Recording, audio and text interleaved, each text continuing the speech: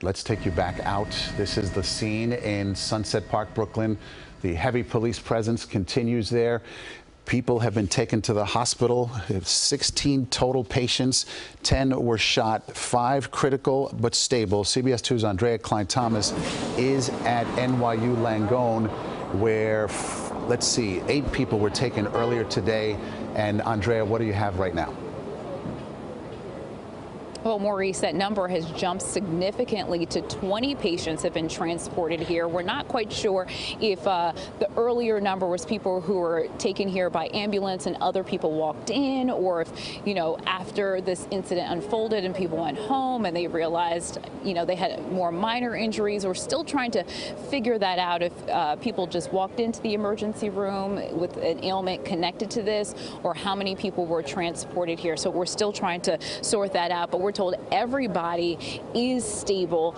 Those earlier numbers included people who had gunshot wounds and smoke inhalation. We were also told that family members are also here at the hospital by the side of their loved ones as they're receiving care. Other victims were taken to Maimonides Medical Center. That's 5 of the victims were taken there. 3 were taken to New York Presbyterian Hospital. And we also just got the breakdown of those patients. 1 with a gunshot wound, another has a fracture, and the 3rd was determined to be a non-trauma related injury. Now, sources are telling us that the victims range from teenagers to those who are in middle age, that no patients are pediatric patients, so no small children were impacted here, just according to our sources, at least preliminarily. Now, police say overall, in all of the patients, no one had life-threatening injuries. Now, we're hoping to hear more about if anybody with kind of those more minor injuries will be discharged later on today. But we really just can't say enough about the riders, honestly, who sprung into action and helped those that were injured immediately. You could just imagine the chaos as things unfolded, but the riders were really the first responders here until help arrived, which we're told happened pretty quickly.